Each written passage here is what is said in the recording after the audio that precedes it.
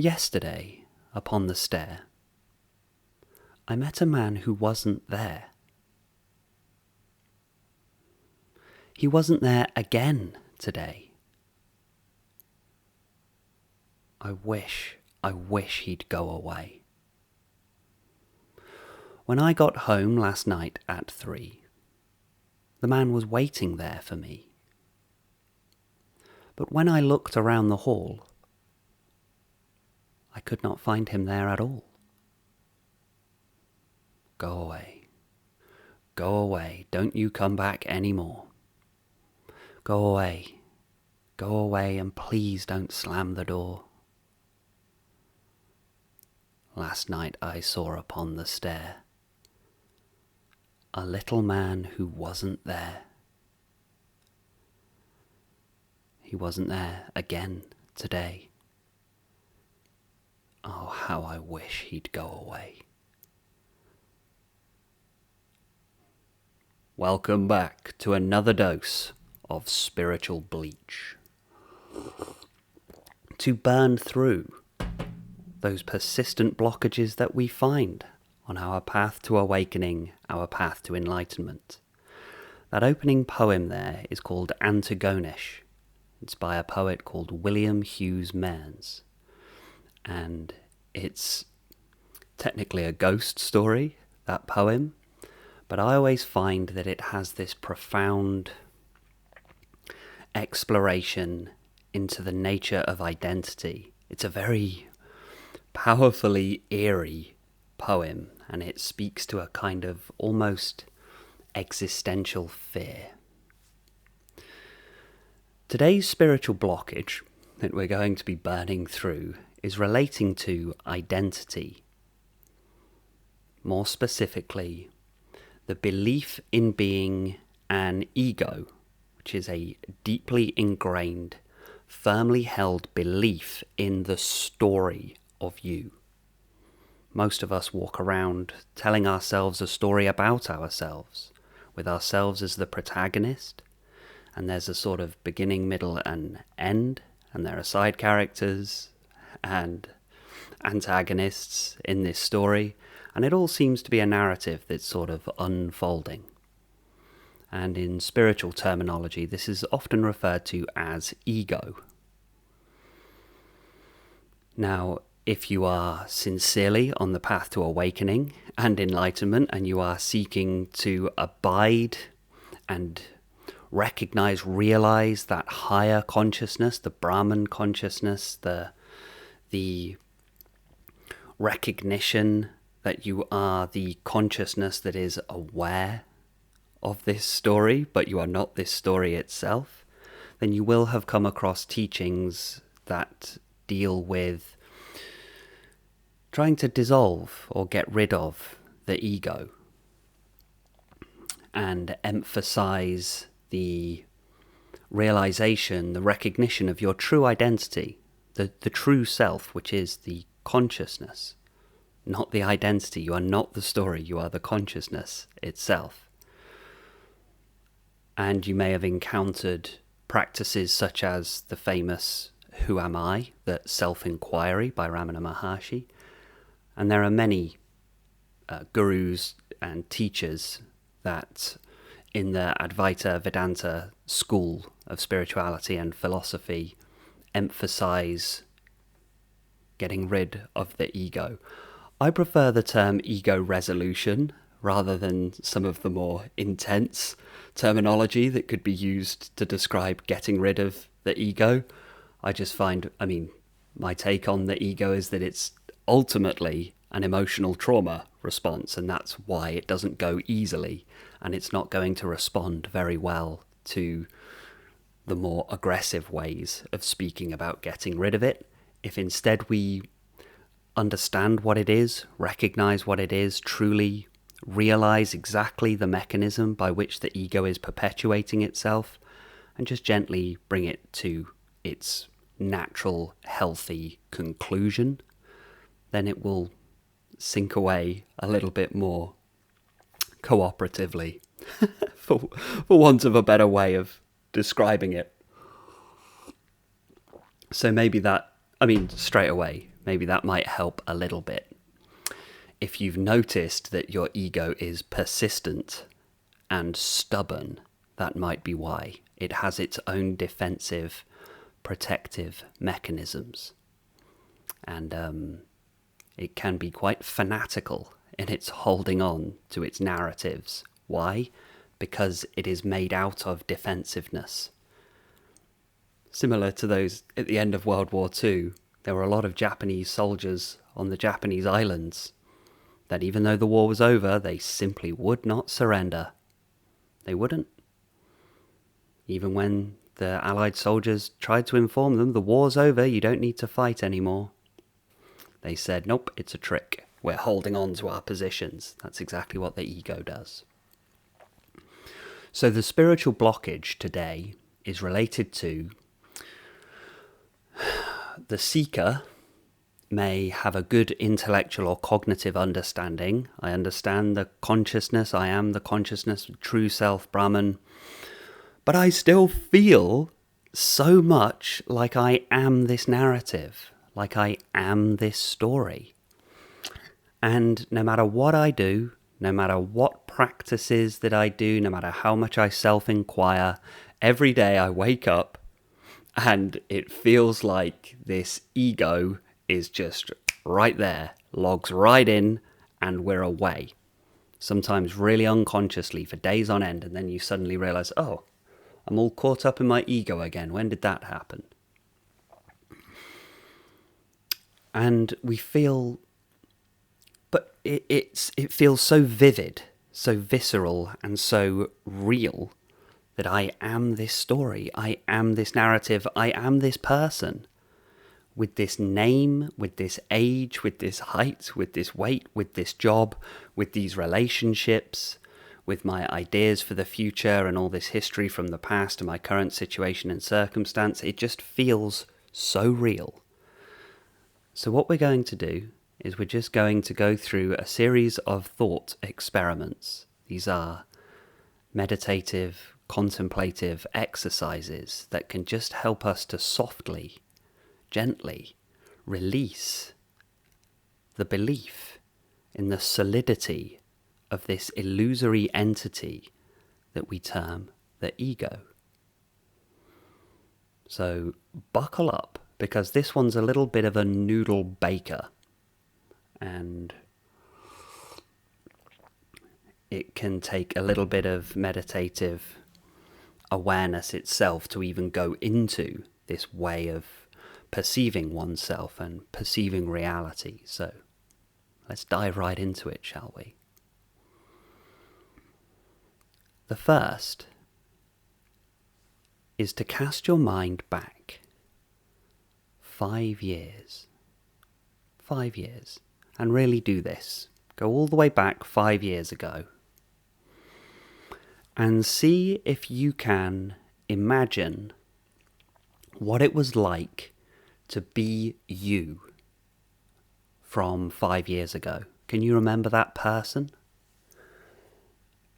And let's really get vivid here. Let's not let ourselves off the hook and do some kind of vague and foggy and misty kind of thing. Let's get real vivid on this. Let's turn the saturation and brightness up on this image. Who were you 5 years ago? What did that person look like? What did that person dress like? What was that person's job? How were the relationships that person had? What were the opinions and beliefs that person had about the world and about themselves? Can you remember that person from 5 years ago? What did they wake up and do every day? What did their day look like? Who were the people that they were speaking to? Who were the people they messaged on their phone? Who were the people they interacted with on a daily basis? What was their work life like and social life like? What were their daily activities, hobbies? Is that the same as the person that you are today listening to this?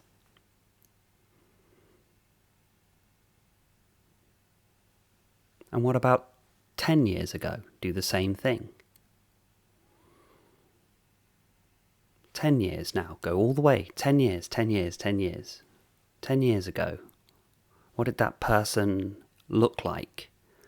What did they sound like? What are the sort of things that they said? What did they listen to in terms of the music that they listened to? What was their work life like? Who were the people that they interacted with? What were their opinions, beliefs, ideas? What was their general outlook on the world? What was their perception of what's going on planet Earth 10 years ago? Is that person different to who you are now? And is the one from 10 years ago different to the one from 5 years ago? And we can do that for 15 years, 20 years, and even, let's go back to childhood now. Can be tricky, I know. But if we're sincere about this, we really want to awaken, we have to do this deep work. We have to do the deeper, darker stuff. Go back to that child. How did that child perceive the world? What did they look like? What did they dress? What was their outlook? What was their daily, day-to-day activity? How did they experience the world? Can you remember how the experience of the world was completely different when you were a child? Can you remember how your perception of time was so completely different? An hour felt like a day, and a day felt like a week. Right? And a week felt like a month, and a month felt like a year. What happened to that person? What happened to that child? Where is that child now? And where is the person from 10 years ago? And where is the person from 5 years ago? Where are they? Where are they?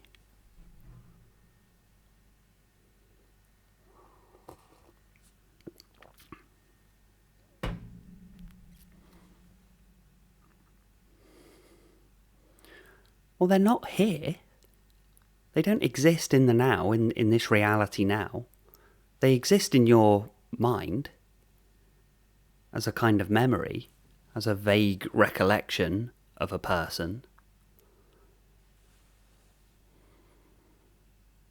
But they're not here anymore. Yesterday upon the stair I met a man who wasn't there. That's that person. 5 years, 10 years, 15 years, childhood. That is the little man who wasn't there. Where is that person?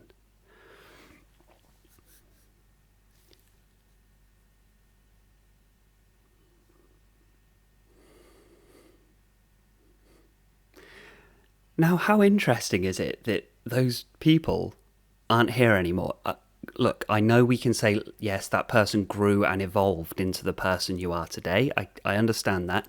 This first little thought experiment that we're doing here isn't to completely evaporate and erode and get rid of the ego. This is just a gentle way of just beginning to evaporate, just dissolve, just slowly. This doesn't just sort of do the whole thing. This is just a contemplative exercise that helps to soften the edges of that sort of rigidly defined identity that we often carry around in our head, because in our day-to-day life we think, no, but I am so solidly this person that I experience now.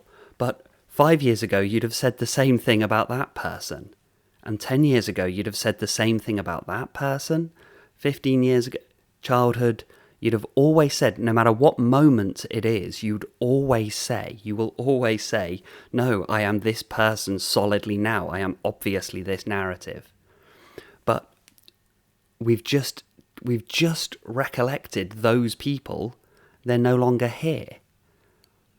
But they were believing themselves to be this absolutely 100% solid, tangible entity, unaware that this is all just flowing and evolving moment by moment by moment. I find it interesting that we can lose those previous versions of ourselves and we don't really mourn. We don't grieve for those people. Despite the fact they've long gone, they've disappeared, they don't exist anymore, and yet we don't grieve their passing. Now let's bake a noodle or two. You've got to bake a noodle or two. We are in the business of baking noodles, and business is good. What makes you think that this person you are now, in this moment, listening to this, is going to remain consistent and the same over the next 5 years, the next 10 years? In 5 years' time, you will be a completely different individual. There will be similarities, but you will be different. There's no way around it. You have no idea what's going to be happening over the next 5 years.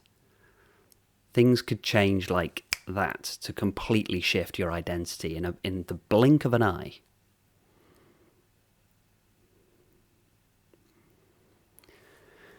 Now, before we'd done this thought experiment, before we'd started exploring this, you'd completely forgotten about those past versions of yourself. It's only from doing this little thought experiment that we've done that you've recalled these past versions of yourself. And in 5 years' time, you'll forget who you are today.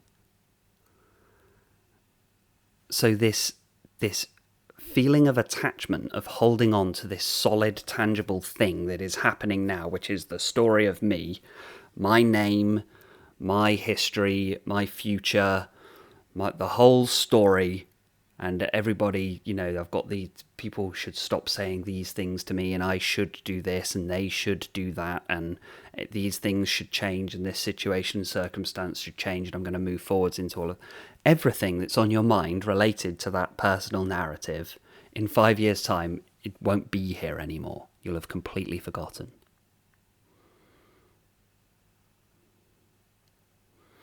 So, that's experiment number 1, the sort of time-traveling identity thought experiment. How do you know that the you that you are now isn't the man on the stairs?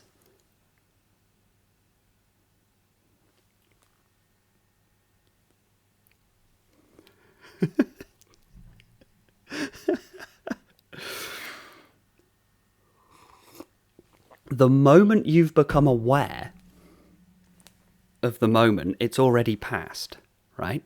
The moment you're aware of it, boom, that moment's gone, that moment's gone, that moment's gone, that moment's gone, right? So which one are you? Are you the person who meets the man on the stairs who wasn't there, or are you the man on the stairs that wasn't there? How do you know that this isn't a memory? How do you know that? This is another sort of category of thought experiments, like how do you know you're not dreaming? How do you know this isn't a memory now? How do you know you're not actually 5 years in the future and you're experiencing a memory currently? I mean, we don't even have to go to spirituality for that. We can go purely to biology, evolutionary biology, neurochemistry, the same thing.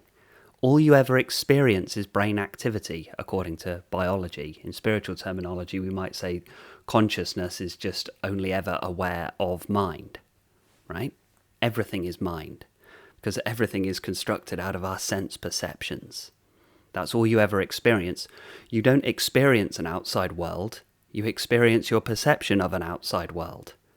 This is true in spiritual terminology. We would say the Maya. That's the illusory world. You're experiencing the perception. You're not experiencing reality. You're experiencing a perception of an apparent reality.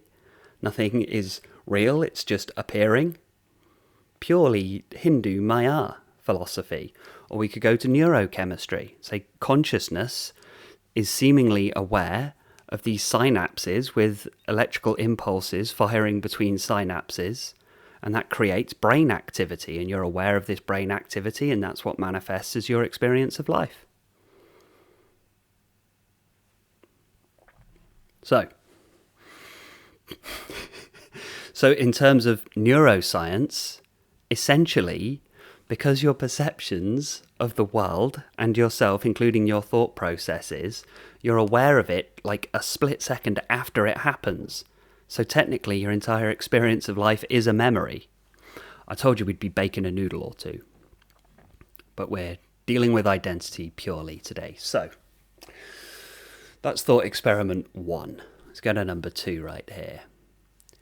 Have you ever wondered if other people's perception of you is accurate?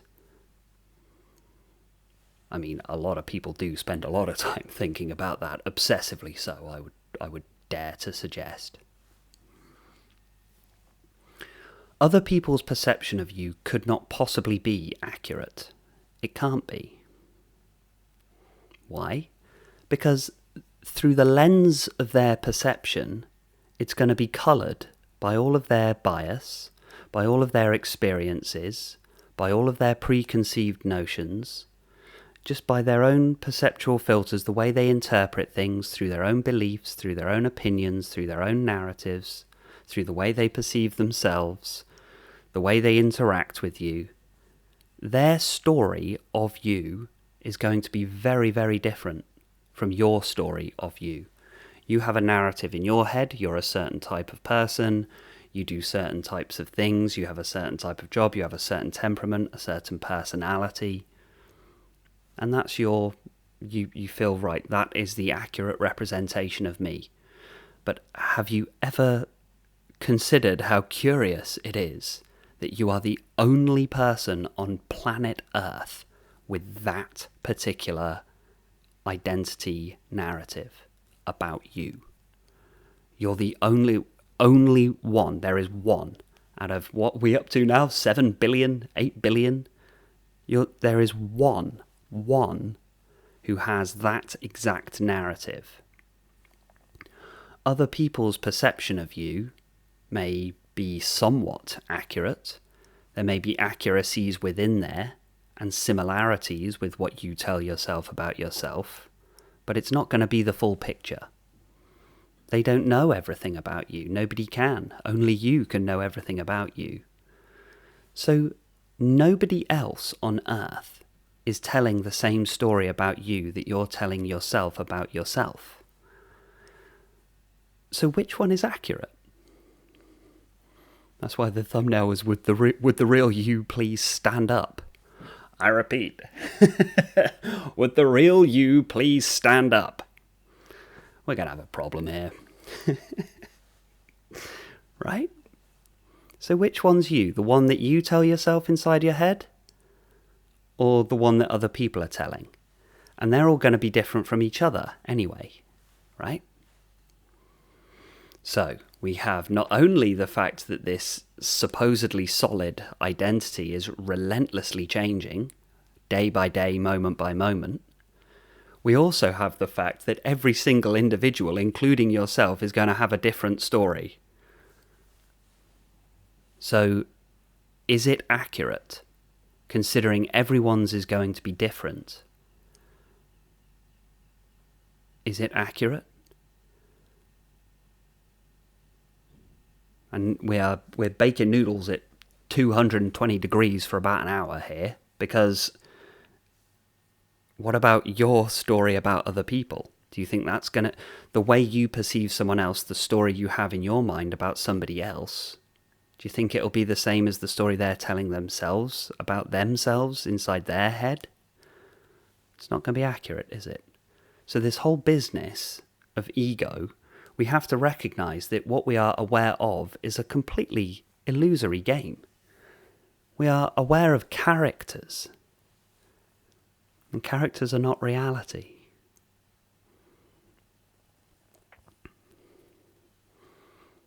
A story can't be accurate. No, that's not the right word. A story can't be the truth by its own definition, because a story is a story. It may point towards something true, but it can't be the truth itself.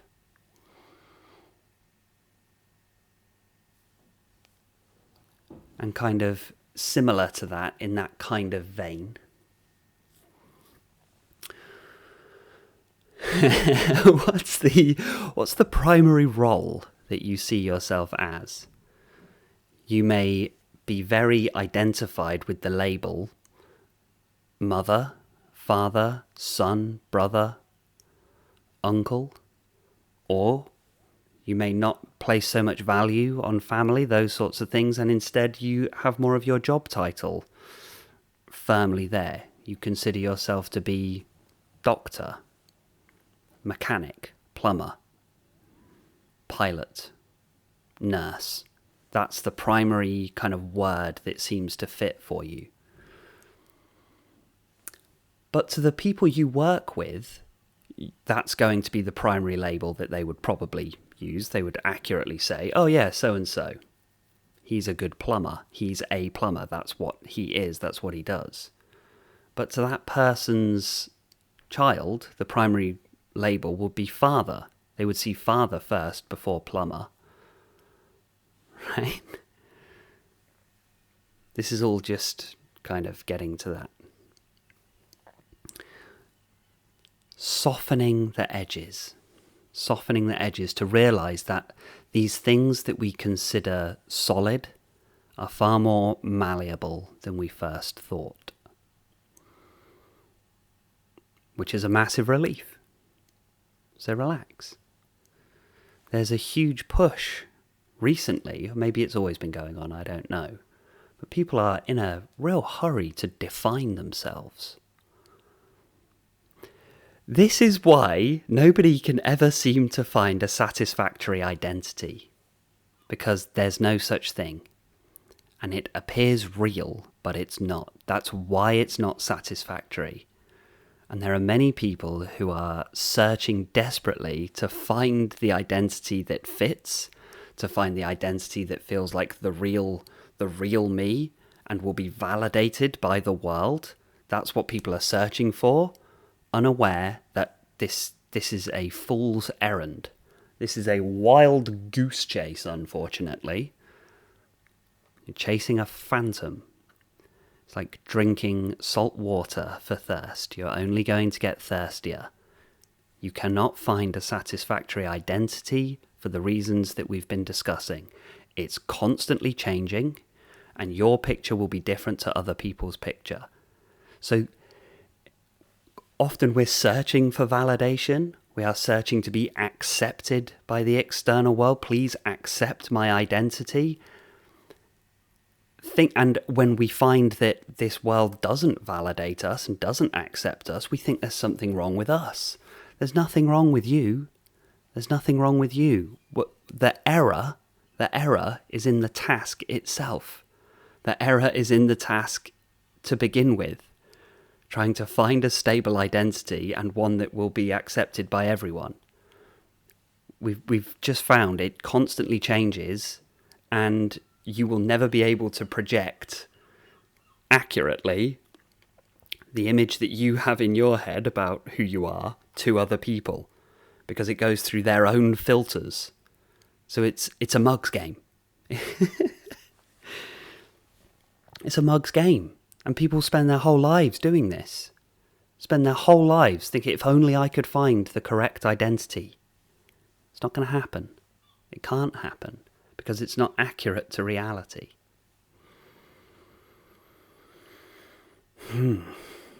So let go. So it's fine. Relax. And this is what a big part of the relief of spiritual awakening is. You can relax, just let go of all that. And that can make us a bit nervous, because we think, yeah, but how do I want to be liked by people. I don't want to say the wrong thing. I want to navigate the world in the right way. You don't want to offend or upset anyone, and you want to be the best version of yourself that you can be, all of that sort of stuff. Well, why not just be you, right? And there's no mystery here. This is not confusing. You can't be anything but you anyway, so just do that. You're fine. Some people will like you, and that's great. And other people won't like you, and that's great. Doesn't matter. Just be you, whatever that is. Don't try to be you, because you already are you, so just do that. Just do it. Just be. Just do it and be and whatever. And let the world make its mind up. In terms of but what do I do? What should I do? Just do the good stuff. Do the good stuff, do the right stuff, do the healthy stuff. And anyone saying, but I don't know what that is, I'll come off it. come off it. Yeah, you do. You know what the right thing to do is. You know what the good thing to do is. It's hard work, which is why we don't want to do it, and why we go all around the houses constructing narratives. No. We need to do this, we need to do that. Okay then. Okie dokie. Right, gone off on a tangent here. Let's bring it back. So, one of the things that I wanted to discuss is that often we come to that then, and we go, right, okay, so I can see there's the ego's it's a kind of an ephemeral, malleable phantom that I've believed to be real. It's only as real as you believe that it is. Right? It's only as real as you believe it to be. If you just stop thinking about it, it goes away. It goes away when you go to sleep at night, doesn't it? When you're deep asleep, where's it gone then? Right?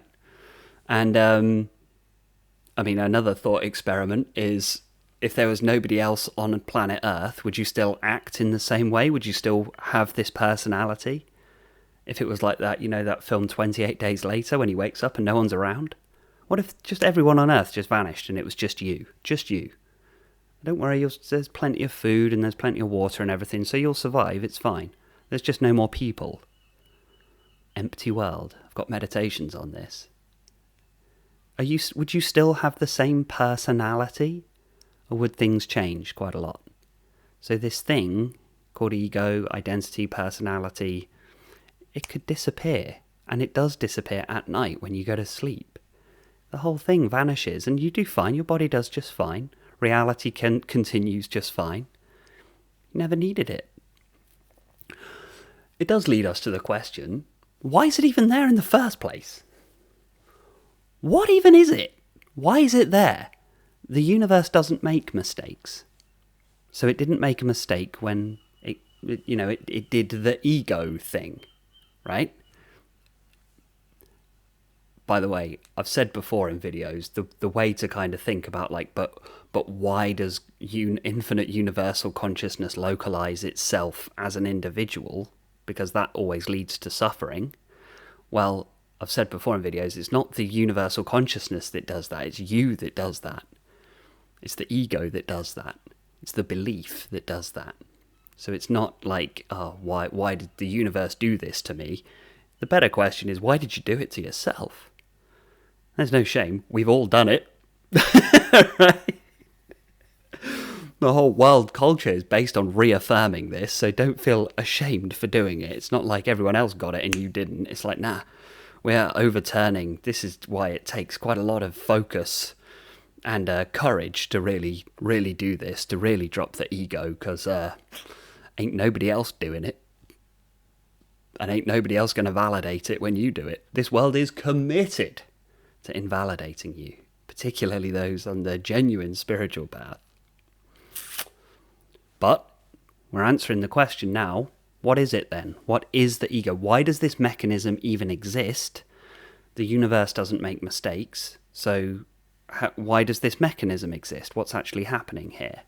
Well, I learned about these things called heuristics. Heuristics.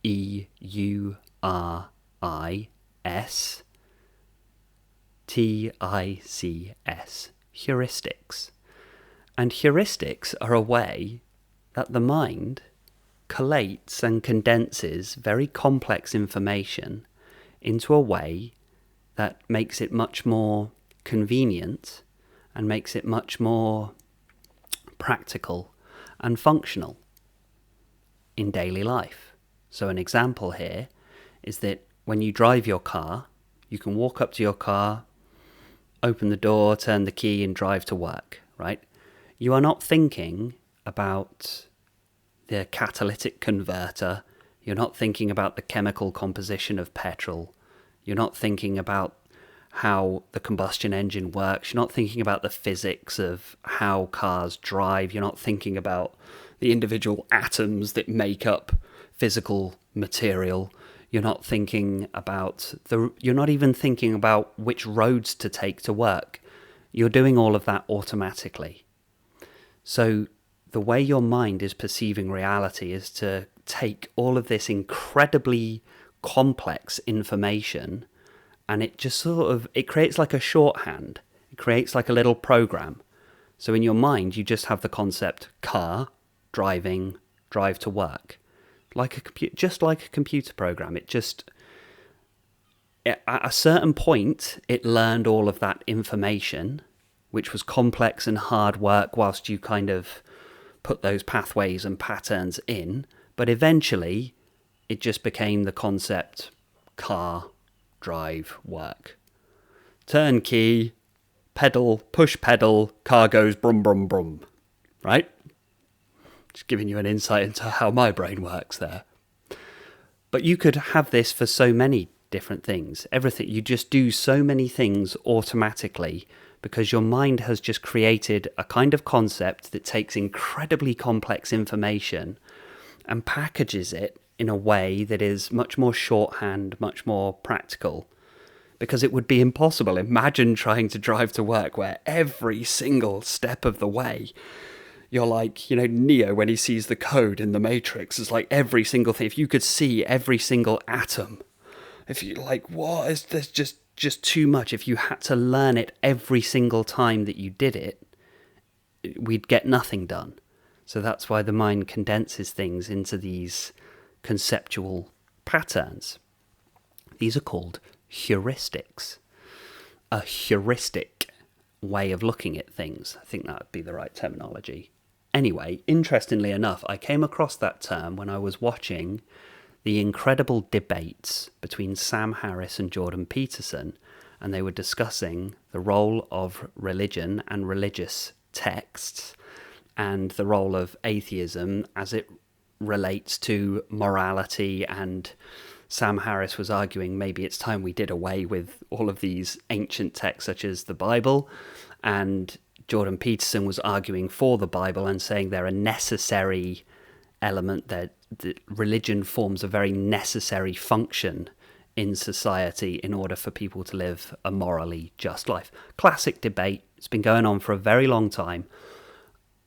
Unbelievably intelligent men, both of them, and honestly, watching it felt like a breath of fresh air because of just how reasoned and intelligent their arguments were. And I think we're missing quite a lot of reason and rationality in the modern world. But interestingly enough, one of the best arguments for Jordan Peterson's side of things that was saying, well, maybe time has moved on, but the stories that we tell about the world and about humanity are very important as a fundamental backdrop to create a moral life for most people. And actually, the moderator, Brett Weinstein, he mentioned about this thing called heuristics, in which stories are sometimes used not because the story itself is factually 100% true and accurate, but it takes an incredibly complex amount of information and delivers it in a way that's very easy to understand. And in just a couple of sentences, Brett Weinstein, the moderator of the debate, I was like, he's just made one of the best points for, like, pro-religion. I just found that really fascinating. Anyway, it got me thinking about heuristics. And, I mean, we use stories a lot. We teach, like, Aesop's fables and things like that, and we use stories as cautionary tales for children, partly because it takes very complex information and packages it in a way, it sort of delivers, it installs the program in the mind, right? So, I got to thinking, naturally, as I'm kind of more in the Advaita side of things, I try not to get involved in any of these debates about religion and all that sort of stuff because I don't really fancy any of that static.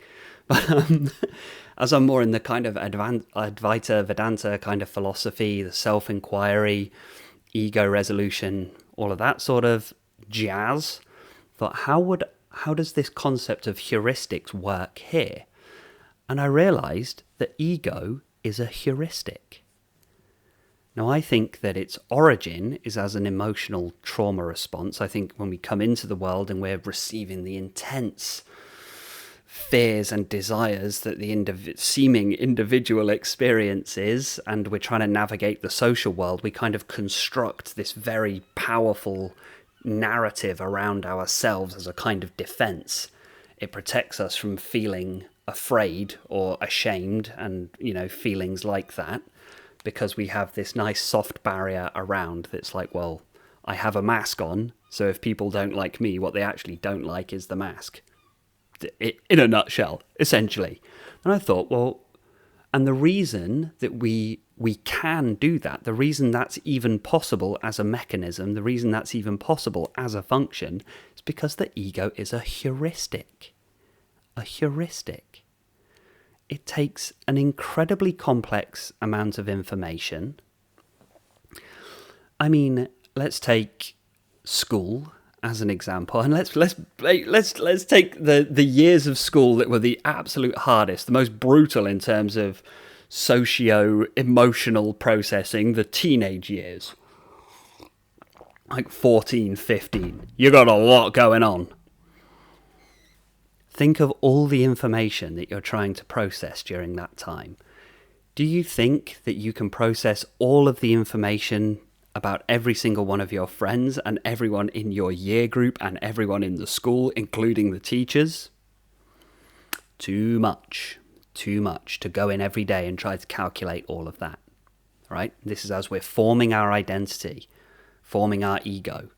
What we do is we condense all of that information, including ourselves and the way we believe others are perceiving us, and create a shorthand program. Create the shorthand in the mind. Right? Shorthand computer program, ego. That is me, the story of me. This is the story of me. And we start telling ourselves this. It's just one of the ways that we learn to get by and survive in this world. It's one of the ways we learn how to function. Obviously, this begs the question, is that even a problem? Well, it's a problem as soon as it becomes a problem. When you realize you have a lot of problems relating to this particular story. I mean, how much psychological suffering are we suffering from in the modern world that is related to self-image, self-confidence, self-esteem, self-worth, self-belief, even self-efficacy, right? So many of these problems, and that is when we start to take a deeper look at, so what even is this? What even is this thing? What is this mask that I'm wearing? We've been playing the character for so long that we've come to believe that we are the character. To borrow the metaphor that Rupert Spira uses, he is just the most phenomenal teacher. He speaks about the character on stage. So you have John Smith, the actor, and you have King Lear on stage, the character that John Smith is playing. If John Smith forgets that he's playing King Lear and is so invested in the character of King Lear, he'll suffer all of the problems that King Lear is suffering from. It's only when somebody points out, wake up from this King Lear thing. You're not King Lear, you're John Smith. And then all of the problems of King Lear disappear. Why? Because King Lear wasn't really there. It was a character. So all of the problems that you have related to your self-worth, your self-esteem, your self-image, all of the problems related to the ego, the deeply ingrained narrative, the story of you that you're telling yourself about yourself, are illusory. They are not real. They're not real. Wake up. That's why it's called awakening. It's like waking up from a nightmare. When we wake up from a nightmare, we feel relief. We don't feel relief because we destroyed the monsters in the nightmare. We feel relief because we realize the monsters were never there in the first place. They were not real. So all of the problems that you have relating to the ego, including what am I going to do in life, and I've failed at this, and I'm no good at this, and I've got all these problems, what about my body image issues, and what about all of that, and all of the, what am I going to do about work, and am I living my best life, am I being authentic, and all. Nope, not buying it. Illusory, the whole thing. So what are you then? It's the famous self-inquiry. It's often formulated as, who am I?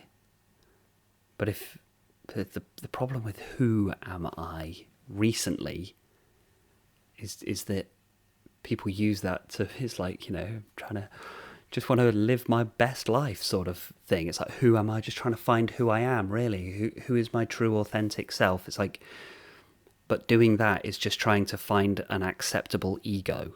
And that's the mistake. That's the trap. It never happens. It can't be found. Can't be found. Because it's a myth. It's not real. If you just keep creating new characters, you'll end up suffering what those characters suffer. So, what am I might be a bit more accurate. What am I? Well, let's do this right now. Just bring your awareness into the here and now. Just this. And just be aware of the body and mind, because what we really need to look at here is the one thing that hasn't changed, the one thing that is not subject to the cognitive bias of others or yourself, the one thing that has remained consistent and persistent throughout your entire life experience. We need to find the one thing that has not changed, because that has to be you, right? Is there one thing that ties all of this together? We might say, well, the body, but the body keeps changing also, and your experience of the body changes also. So what's the one thing that ties all of these elements together, including the body and the current state of mind? Your conscious awareness of what's happening. So just go to that. Just go to that. Go to the conscious awareness of what's happening and explore that. What is this awareness? And you may have been going through all the non-duality videos and Advaita and all the teachings and all the Bhagavad Gita and Ashkavati Gita and all of this, right? And so all of this sort of talk has become kind of like convoluted and bogged down in philosophy. Start again. Start again as though this were the first time you sprung into existence. Let go of all expectations for self-inquiry. Let go of all expectations or concept of meditation. It's just this moment is the very first moment that you've sprung into existence. Now. And as though you've just fallen asleep and all of your name, history, future, concept, everything has just vanished. What remains? And now, as this conscious awareness, which can even be aware of whatever the body is, just these bodily sensations, but forget all about biology or anything like that, just the experience of bodily sensations and the experience of sense perceptions, but just blank, raw, neat, unmixed, unmanifested, no concepts, no words, nothing, no numbers, nothing. There's not even a body here anymore, just sensations, right? Does that awareness need a story?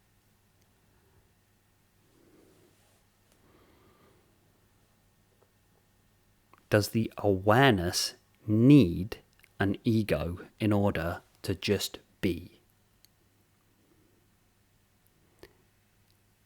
Doesn't need it. Just doesn't.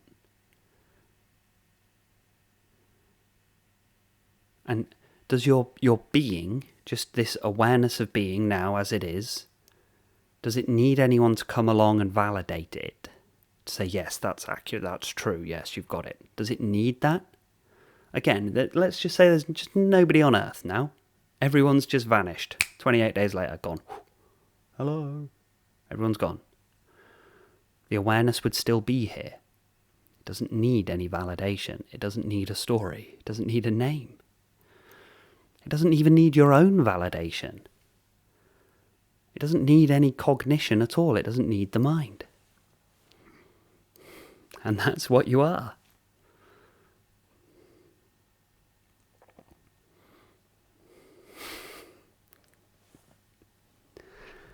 That's the real you.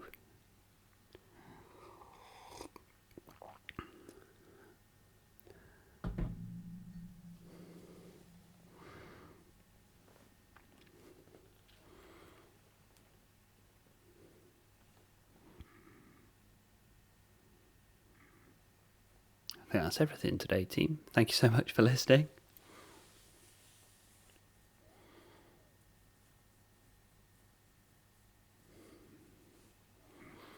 Don't forget to hit like and subscribe on the way out. Helps me out. And channel memberships are available. Down there. No, there. Channel memberships are available for access to my exclusive guided meditations and talks. We explore awareness in depth and do Advaita Vedanta meditations over in the channel members area. This is where we really meditate for long periods of time on that true formless emptiness. Shunyata, we are Advaita Vedanta out of here. And all of my meditations are available on Insight Timer as well, the free app, the most popular meditation app in the world. I'll put the link in the pinned comment down below. That's everything today, team. Thank you for tuning in to another episode of Spiritual Bleach. Take care, be well, and stay present.